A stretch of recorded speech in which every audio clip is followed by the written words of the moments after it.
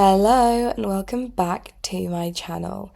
Now we're doing something a little bit different here because I dare say a couple weeks ago, maybe last week actually, I made a short form piece of content putting Inzoi and Sims 4, I don't want to say necessarily against each other, but I do have my preferences and it's kind of obvious based on this channel. Now, I want to talk about this. Dun dun dun. Sims 4, Paralives, Inzoi. Now, like any normal person, I searched it up. I originally searched it up on ChatGPT. I'm not even going to share that answer. I don't want to talk about that. But I am going to share the Google answer, and this is what it says. So The Sims focuses on personality, Paralives basically focuses on building, and Inzoi focuses on realism. And honestly, I feel like that's a good enough answer for what we're looking for at the start. But there is a deeper dive that we must go on. And we will go on this dive together. Because honestly, after looking into this, I have a few opinions that I need to share. So obviously we're starting with Sims, my safe place, my happiness, the thing that I know the most. The Sims team, well, the Sims franchise has 25 years in it, but The Sims 4 itself has 11, which means we have a lot more room with this game than we do Inzoi or Paralives.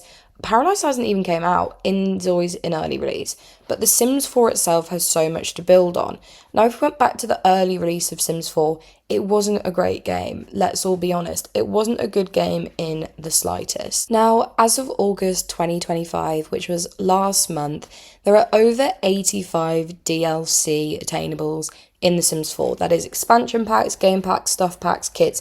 Over 85 in the 11 years that this game has been running, which personally is insane, and that is over 1,000 UK pounds. Now, I did make the mistake of saying that Sims 4 had lore, and that created a bit of issues with people. I personally think Sims 4 has lore. It may not be up to par with the previous games, but the game itself does have some interesting features with its lore, with its storytelling, with its backgrounds, and we can see that with how we're now looking at Bella Goth, the pancakes, it goes on and on. We don't necessarily have to agree with the fact that The Sims 4 has lore when we look comparatively to the other games, but singularly by itself, it has a background and it has a story. Now, when we compare that to Inzoi, Inzoi has no lore. It's a completely fresh and new game. It's very, very realistic. In a way, visually at least, maybe not through gameplay, but there's no background to it. There's not really anything individual about anything going on with Inzoi. But like a good self-named journalist, I did some research because that's what this is all about, research. Now, supposedly, there's this girl called Bora who got a job at Inzoi and her boss is Psycat.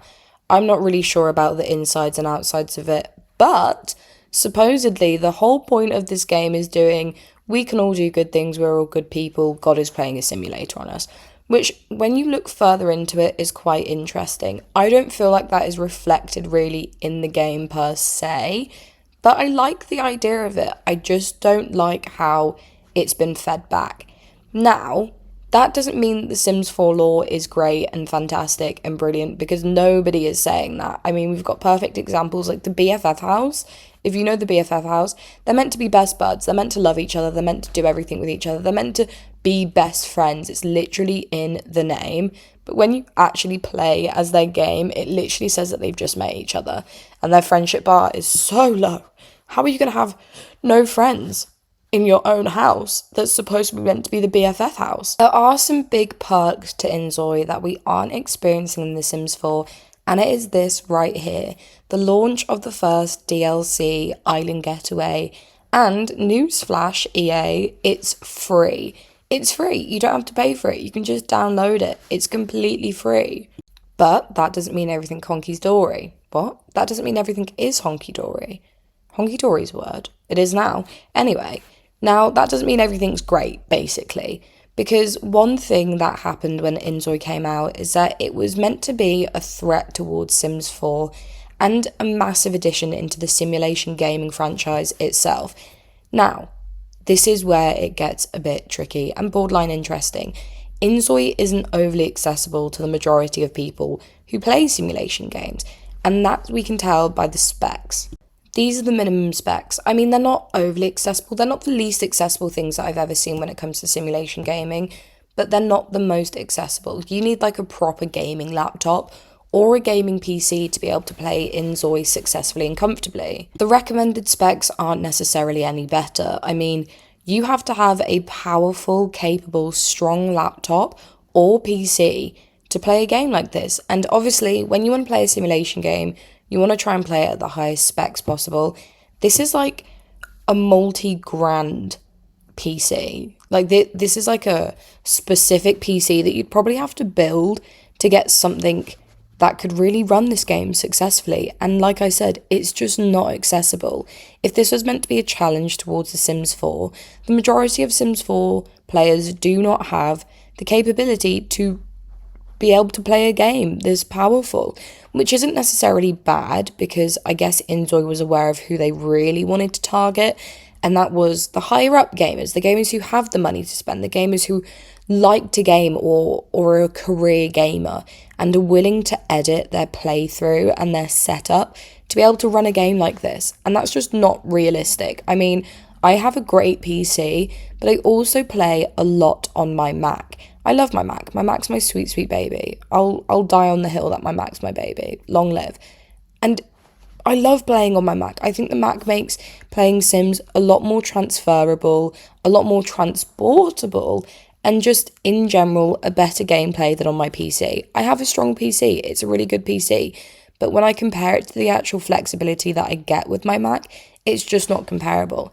And a lot of people feel the exact same way about it, that a lot of people will play on their laptops that aren't to the highest specification. But that's enough of my specification ranting, because we could go on for hours about specs, because The Sims 4 is also quite similar, that if you really want that high top speedy gameplay, you do need to have a better laptop. But the fact that you can play on lower end laptops and lower end devices is a win, personally. But let's get on to the really, really interesting thing, Paralives. So excited for Paralives. Paralives is due to come out on the 8th of December as it's currently in development, but from the description, this is the most similar game to The Sims 4, or better said, The Sims 3 and Sims 2, and this is why. Now, the thing that I'm most excited for is the open world town. If you remember when you could build anywhere in The Sims, life was good, life was great, life was freeing. And this is what Paralives is going to be offering to us. Obviously, we've got the day-night cycle. The work as a rabbit hole isn't my favourite thing. Obviously, we have playable work roles in The Sims 4, but maybe that will come later down the line. Career progression, personality traits, emotions, wants, skills, needs, social interactions, relationship development, multi-selecting characters and doing anything as a group. Cooking systems, house fires, bills, having children, aging, death, character autonomy, shops, restaurants, museums and collections, and then also the capability to mod it, which is sick. Obviously, we always love mods. I think modders create or destroy a game, depending on what they're coming out with, but hopefully we treat the modders for Paralives a lot better than we treat the modders for Sims 4, because there's been some chaos there, some genuine, disgusting, terrible, horrible, borderline creepy chaos. But what is impressive to me is what they plan to have come out during early access. So we get weather and seasons, which we had to pay for in The Sims 4. We get a calendar, we get a family tree, dogs, cats and horses. Those were 2 separate packs. We got dogs and cats with one pack, and then we got horses with another pack. So the fact that we get both of those together is sick. Cars and bikes, we had to wait, I don't even know, years. I think it came out a couple of years ago when we were able to get actual playable bikes. We still don't have cars that we can drive in. I don't know if that's what they're necessarily offering, but it might just be an add-on into the game. If it's a car that we can actually drive and go around with, and it's something that we can work around with, I think that would be really cool. Boats and houseboats. I really wanted houseboats to come with Island Living in Solani. I thought that would have been a great addition, considering that we could do that in The Sims 2, 3, The Sims 3. And we could move around in our little houseboats and we could go to different piers. That was sick. Swimming as well, a really good thing. Story progression for NPCs. We do have the capability to do that in The Sims 4, but I'm more excited for the one in Paralives. It's just like a new and shiny game that feels interesting and it feels like it has a bit of quirkiness to it. Gardening and fishing, organising social events, parties and weddings. Hopefully the weddings don't crash in this game like it did in Sims 4, because that was horrible. Tools to edit and create towns. So you can mass edit, I'm assuming, And then more personality traits, wants, emotions, jobs, etc. Hopefully with that jobs, you get playable jobs. But the fact that all of these are coming out in and during early access, I think is great. I think that's a great addition, considering that the majority of this we had to pay for. And we weren't paying little money. This game as itself is $39.99 US dollars. So the fact that we're paying about 40 quid, we'll say, for all of this when we had to pay hundreds of pounds for half of this is ridiculous. That's not it though. That's just live mode. We still have build mode, and look at this. So we'll have a colour wheel for everything, flexible wall placement, optional grid for wall placement, split level platforms, building multiple floors, moving existing walls, object resetting, stairs and roof placement, and fences.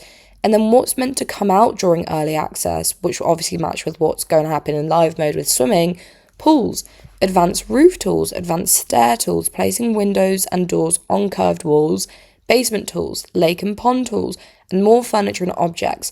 The placing windows and curved walls I personally think is really funny, because when we got access to curved walls, if you remember, it was just clipping so badly. Like, it was just like sticking out. Curved walls just weren't overly accessible on The Sims 4, and I personally still think they aren't.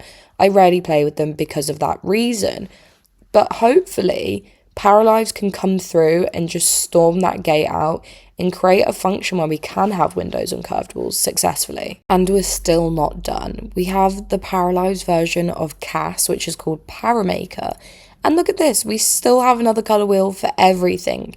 A height slider, body and face sliders, which normally, to get such an extreme difference, we have to get mods for. I don't know if this will be an extreme difference. I'm assuming not, quite naturally. Tattoo placement tool that we literally had to get business and hobbies for, to be able to do personalised, interesting tattoos. I don't know if this means that they're going to be adding interesting tattoos, but we'll just wait and see. And then layering of mixing and tops, asymmetry for eye colours, socks and more. I rate the socks part because I rarely wear matching socks. A genetic system, which I'm assuming will work like the Sims 4 one, where you'll have two parents and they create a kid, or you have one person and you'll create their parents or a sibling. And then creating and managing multiple outfits. If you know in The Sims 4, at the top bar, you can have up to 5 outfits and one type of style. So I'm assuming it will be that. Now, in the plan to come out in early access, creating pets in Paramaker, we had to buy a pack to be able to. We had to buy a pack to have pets, first of all, and receive that. And then editing the genetics of a para with advanced tools. So I'm assuming instead of them being called Sims, obviously, because that's The Sims, they're going to be called paras, which is quite cute. And then more clothing items, hairstyles, and accessories. I am, again, really excited for this. If you are interested in the inner workings of this, they do have a roadmap, and it's split into sections. So you've got what's already been done, what's in progress, and then what they're also unsure about. And in the unsure about, they do have supernaturals. I don't know if we're going to get that for free. I don't know if we're going to get that for a DLC. But the fact that we already get so much for free, I genuinely think is very, very impressive. They don't have their specifications out for how this game's going to run. Visually, it looks like it's going to be quite high, which is a concern of mine. Like, I'm genuinely concerned that you are going to need a high-powered PC or a laptop to play this game, but they have put out an announcement that they are trying to find a way to make this run on lower-end PCs and laptops, which I think is great. I think it's great that they're attempting to do that. I don't know how well it's going to be pulled off, because with all of these things added in naturally in the game, I'm assuming naturally it's going to need high specifications. But it's good that they're wanting to lower the specifications. I think that's a win.